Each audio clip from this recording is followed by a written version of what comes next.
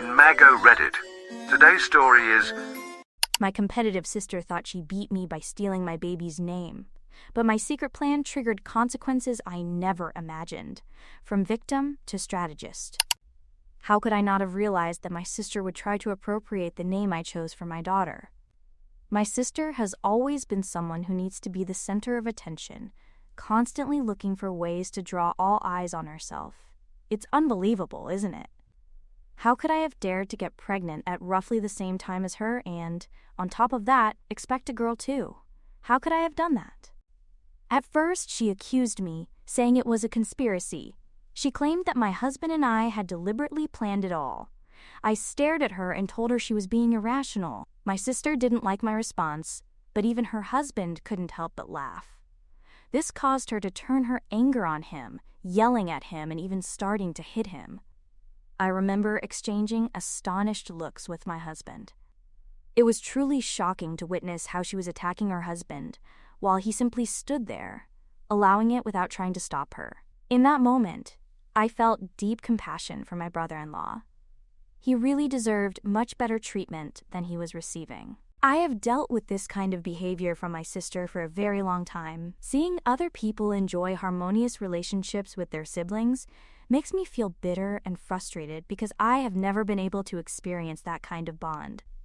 You imagine having that close connection while growing up with your siblings, visualizing that they will be best friends forever.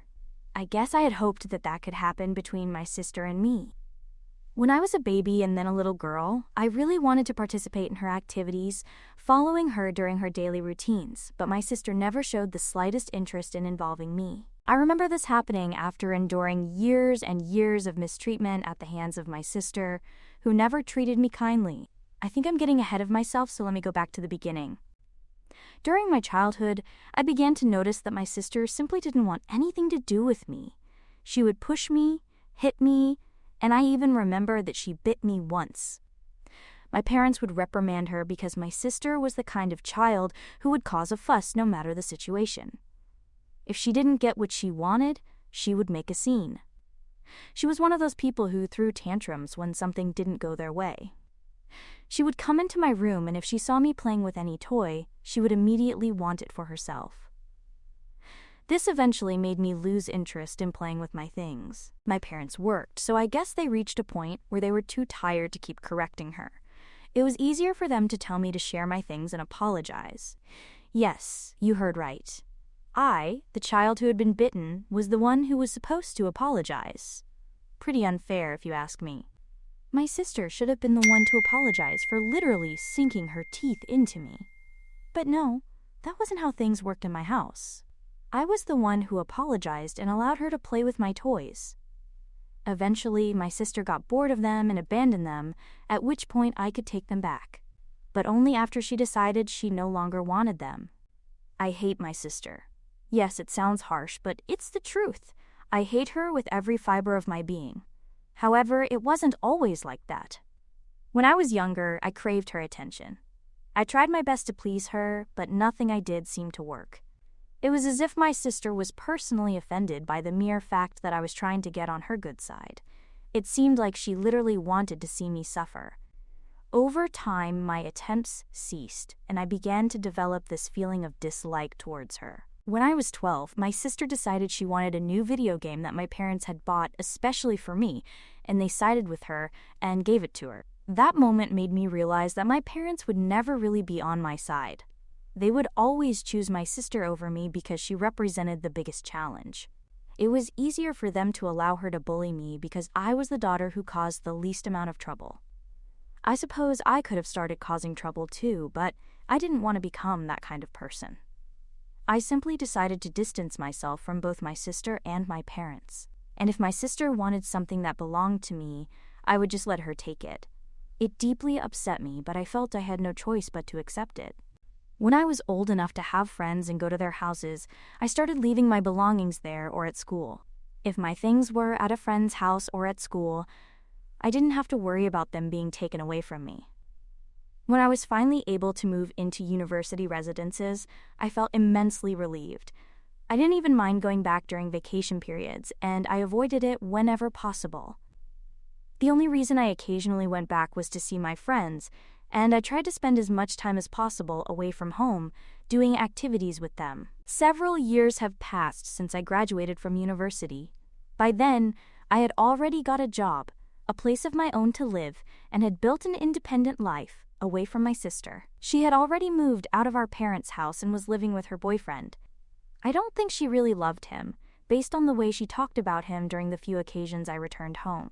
My sister seemed to see him primarily as a source of income, someone who could provide her with the lifestyle she aspired to, which was quite disturbing to me. However, I tried to avoid her as much as possible.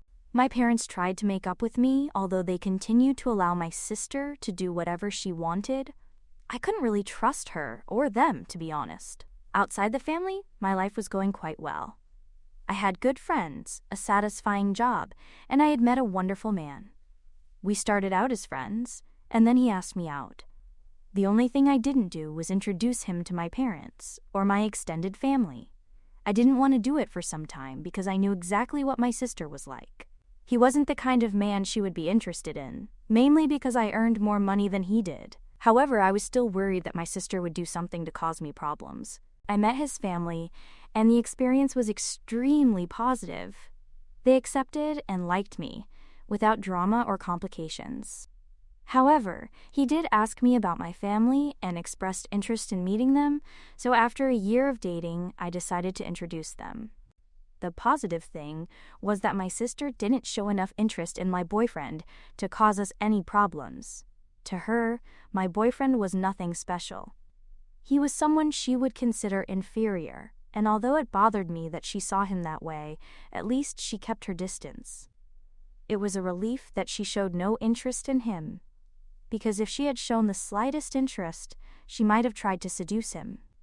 I had complete faith in my boyfriend, but I wanted to avoid any potential drama that my sister could cause, as she seemed to live to create that kind of situation. Besides, my sister was much more focused on her wealthy partner. I felt sorry for the man, but I thought that if he had chosen her, maybe he wasn't such a good person after all. I was able to relax a little with my family when I was with my boyfriend, although I still kept a certain distance. Eventually, my boyfriend and I got engaged. We got married in front of a judge and later organized a celebration with friends. I informed my family after it had already happened, and as expected, they were very offended. But I knew that my sister would have turned the whole situation into something about her, and my parents would have allowed it. Shortly after my marriage, my sister also ended up getting married. She organized a lavish and ostentatious ceremony to which I was not invited, but that was fine. I really had no interest in attending her wedding. Even so, she did her best to rub it in my face. I remember receiving an envelope in the post, which I initially thought might be the invitation, as it came from my sister. However, it turned out to be an announcement that read, "We are immensely excited to share our special day with our closest family and friends," all written in an extremely elegant and exaggerated italic font. And then, in tiny letters and clearly passive-aggressively, it added, "This is not an invitation." I just laughed, threw it in the trash, and got on with my life. Either way, we both moved on with our lives. We were doing pretty well, enjoying the first year or so of our respective marriages. After a while, my husband and I decided we wanted to have a baby, so we started trying.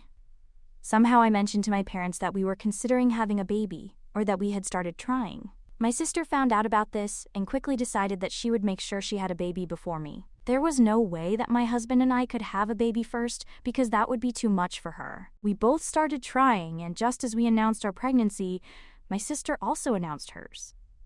I couldn't believe she was the kind of person capable of conceiving a baby just to outdo me. There was no way she wanted to have a baby for any other reason. That's how I initially perceived it. I tried to convince myself that maybe I was imagining things. Maybe it was just paranoia, maybe it was just a coincidence. But then little details began to reveal the truth. My mother started making not-so-subtle comments about how my sister wanted to get ahead of me.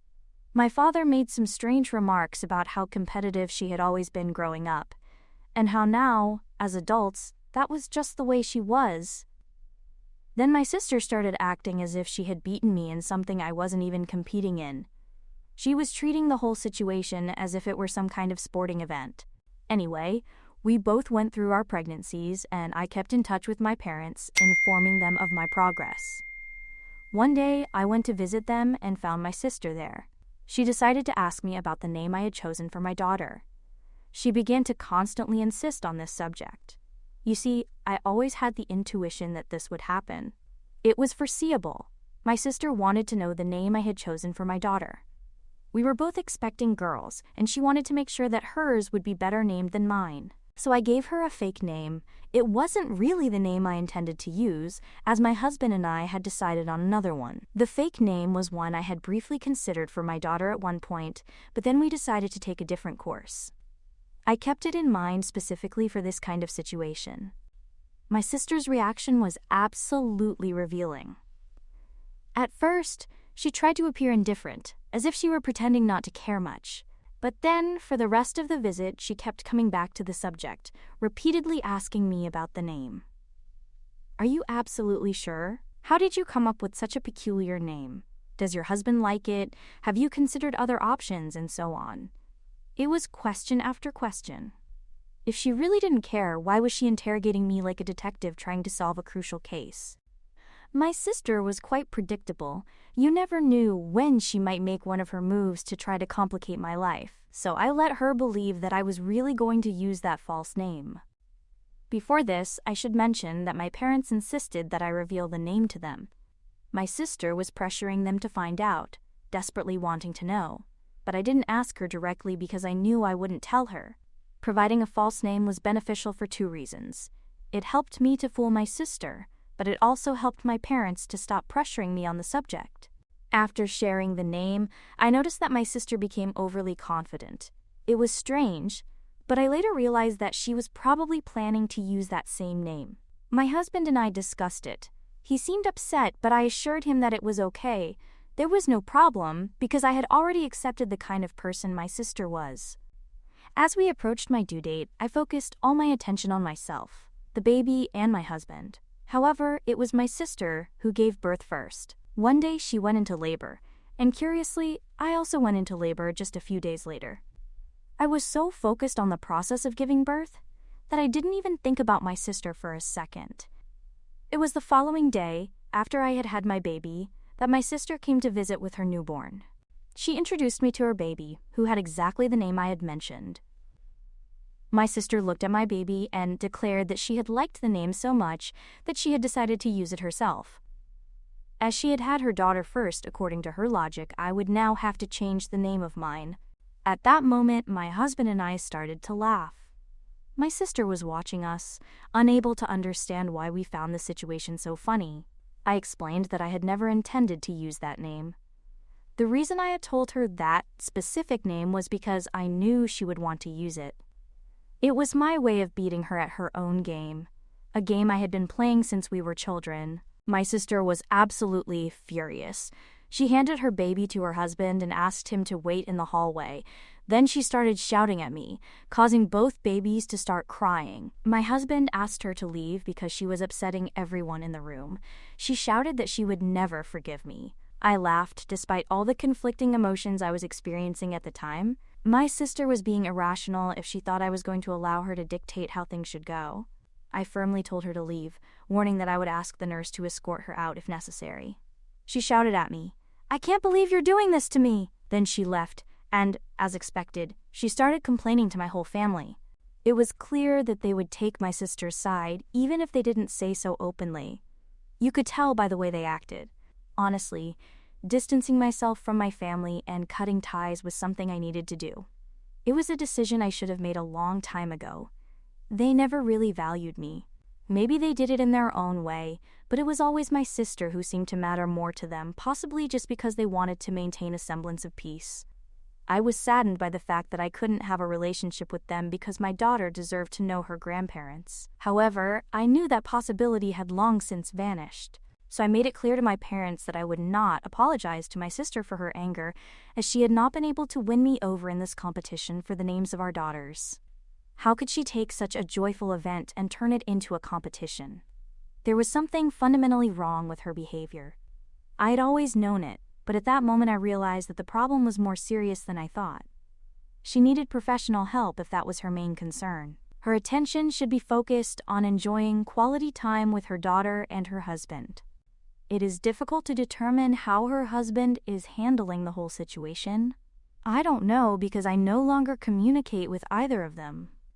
I keep them at a distance, making sure I have no contact with my biological family. But it's not as if I don't have a family. I have my husband, my daughter, and his family, who are wonderful people. They are the parents I never had the chance to have. By keeping my biological family at a distance, I hoped that my sister would finally leave me alone. But I knew my sister's impulsive nature, so I knew that wouldn't happen. One day, she decided to come and vandalize my property, including my car. I discovered this when I woke up the next morning. It was obvious that it had been her because I had a security camera on the door. The recording showed her doing it, laughing constantly throughout the act. What was wrong with her? She seemed to be behaving like some kind of cartoon villain. That's how I perceived her. At that moment, I decided it was time to press formal charges. Maybe she wouldn't face serious legal consequences, but I wanted to teach her a lesson. After her arrest, my sister was quickly released on bail, thanks to, as you can imagine, my parents. They were determined to ensure that their precious princess did not have to spend any more time in detention than was strictly necessary. Naturally, they were not at all concerned that my property had been vandalized. They didn't care that I woke up to find my car scratched with insults, a broken window, and the mailbox completely destroyed. They didn't care that my husband was furious, that we had to file insurance claims, that we had to clean up the mess left by my sister. No, their only concern was their poor abused daughter, the same one they had raised to believe she could act with total impunity.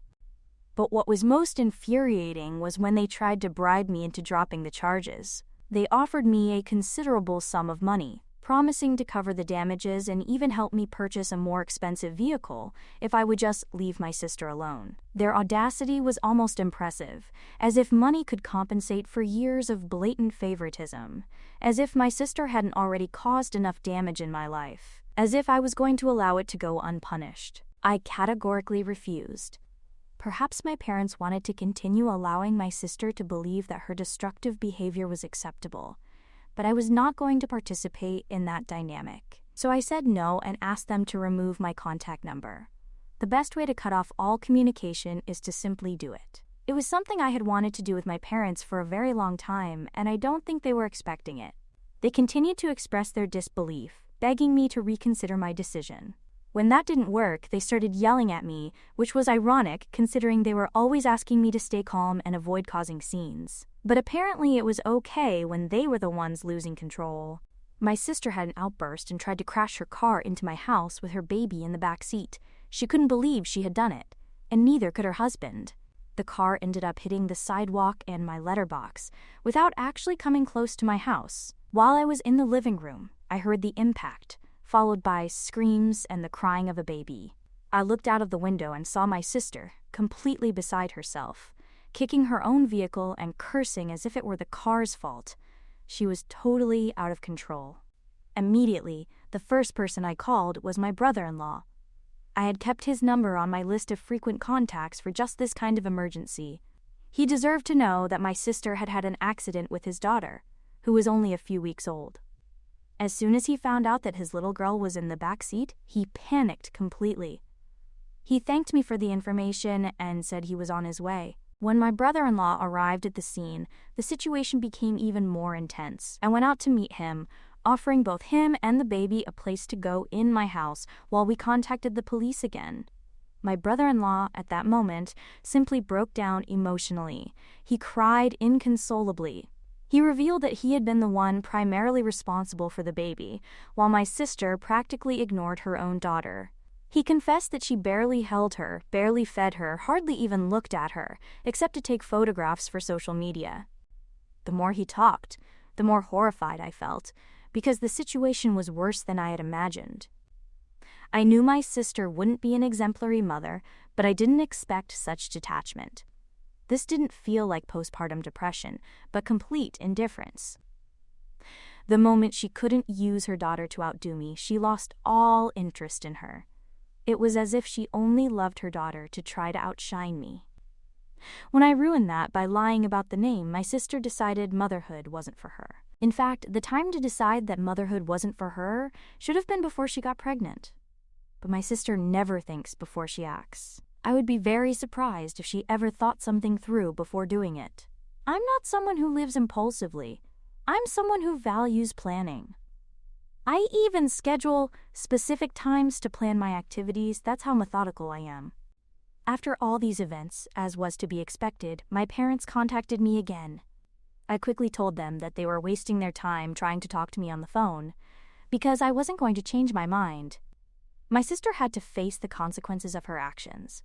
It was about time she stopped getting preferential treatment all the time. On this occasion, they were unable to pay her bail due to previous incidents. The judge did not trust that she would not continue to cause problems, and from the comments I heard, my sister could face compulsory anger management classes, time in prison, and even a considerable fine. It was exactly what she deserved, and even more. But that wasn't all. Her husband also contacted me to inform me that he planned to divorce my sister and request full custody of their daughter. He asked me if I would be willing to testify in his favor as a character witness, and I didn't hesitate to accept, because he definitely deserved to have custody of my niece. The little girl would be much better off in his care. Besides, with him having custody, I would have the opportunity to spend time with my niece and allow our daughters to develop a relationship. I considered it important to have extended family in my daughter's life.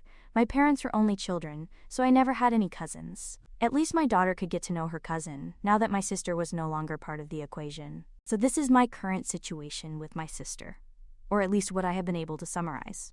It has been a difficult few years, but the last few weeks in particular have been the most difficult. If I had included absolutely every detail, this story would probably be 2 or 3 times as long. My parents insist that no charges should be brought against family members, but I don't see myself being able to forgive her or withdraw the complaint. I have put up with enough trouble from my sister over the years, ever since she was a child. I had also considered writing this at a later date, when the situation had progressed further, but it would probably be so long that it wouldn't fit in a Reddit post. I promise to come back when I have an update on the story with my sister, as long as there is interest in hearing it. Update 1.